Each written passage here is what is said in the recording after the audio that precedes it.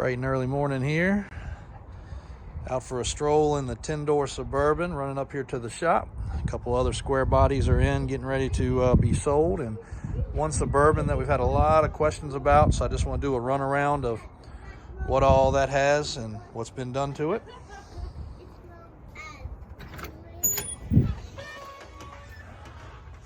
Hopefully the light's okay. Luckily enough, one of the lights in the ceiling just went out when we started doing this video. This square body's on the website for sale. It's an 87 half-ton Suburban.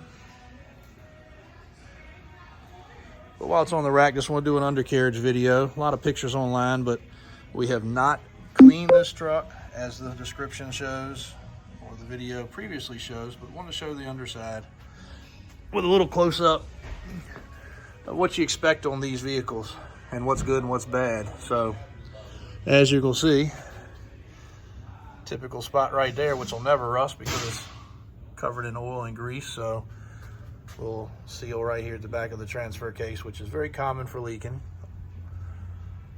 Transfer case would actually pressure wash and clean up really well and is not leaking through its half case or anywhere like that, just the residual coming down from its slinging. As it says, this one has a replacement engine, and that's where the sticker was. We were told to be a Jegs motor in this truck. It is a small block 350.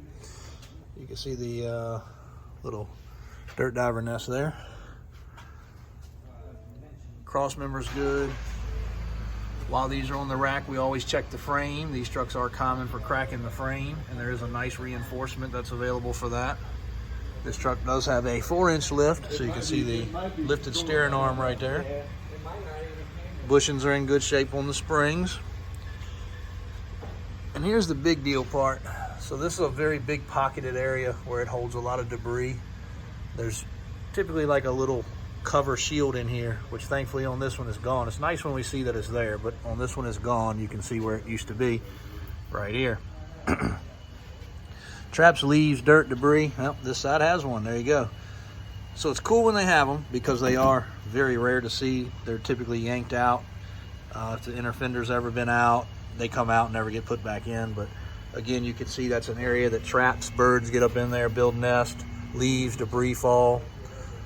Well, there's another spot where you can see some dirt and mud. Well, that's another huge culprit. And when we clean it all, that'll get out of there. But we'll take it out now. But that's gonna sit there, hold moisture, and eventually rot that area out. So thankfully, okay for now. Floor pans, all good. These are your bolts that are coming through from your seats and your brackets and seat belts and other things. That's all the factory nut certs, so it has not had floor pans put in it. Some more dirt diver's nest. This being a Suburban, these are rear heat and air condition lines running to the back. As you can see, a brand new gas tank and sending unit. And the exhaust is fairly new from the muffler back there. Differential's dry. Has not had any coating or paint put on it. New U-bolts in those blocks right there. Another spot in the back here, which is also caked up with dirt and mud. Super duper common for rust, so we'll get that cleaned off. And you do have some rust right there, so obviously that was another area that's been pocketing. A little different on this side because that's where the spare tire sits. So you see you got a little round fender well there, and you don't have it over here. So this one does have some rust and decay as it is described, but it is not in any of the pertinent areas of concern. You're not going to Fred Flintstone the floorboard on this truck. It's in good shape, and the frame and chassis is. You see a lot of people bark online about, you know, people painting underneath of them, and we do it too. We paint underneath these trucks. We want them to look good, but they always think something's being covered up, and in most cases, especially if a vehicle came from the north, it is something being covered up. But this one, other than its cosmetic bubbles, rust, typical areas that are photographed, very solid. dual steering stabilizers. Front four-wheel drive diff, same way, pretty dry, pretty clean. Again, sorry about the lighting. It happens that light went out, so, but not bad. This one did have the trim that's been removed. The previous owner was going to paint this truck and started the process and never went any further. Still has the factory auto lock four-wheel drive hubs.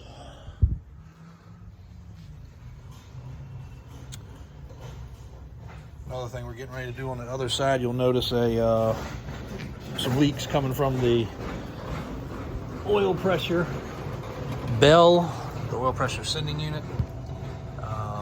Replacing that. Also just changed the oil, got a proper GM oil filter on there. Motor's pretty dry, but we did notice that leak, and that's where it's coming from. That's the oil pressure sending unit. It leaks through that little bell area, so that'll be being replaced.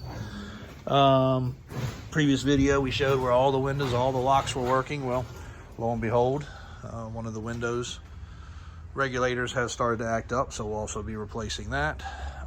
But even the rear window is currently working great. Just a few of the check over things we do on these squares. I run over here, got one more that's just sold and getting ready to get some changes made. Getting some light bulbs replaced, and this truck's actually going to get a modification to the lift, getting it lowered a little bit. See right there, changing out some bulbs with new sockets and housings. That was a nice walk around video on this truck on there also, but had a marker light out, so I got to take all that apart to get to it. A couple of the headlights got replaced and getting ready to get one more. Top beam.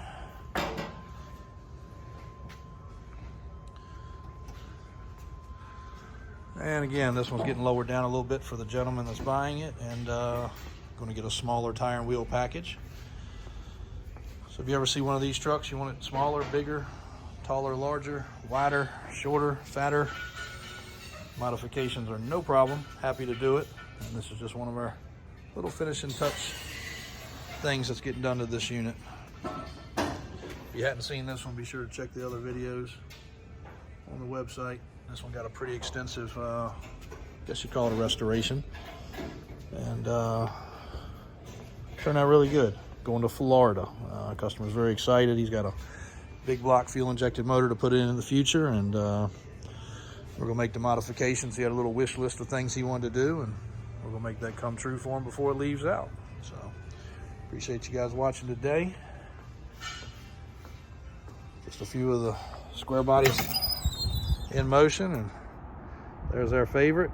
For all those that had doubted its dependability or usability, we are driving the heck out of this thing and have been. As you can see, it's still got the reef on the front. Drove it all through the holidays and carried the family around and friends, and it's been a great unit. So keep watching Davis Drives for more square body content, and of course all of our tow truck, bucket truck, utility truck, shuttle buses, school buses, heck, even the big old Unimog over there. Thanks for watching. Davis Drives on YouTube, davisautosales.com. And no, the 10-door is not for sale.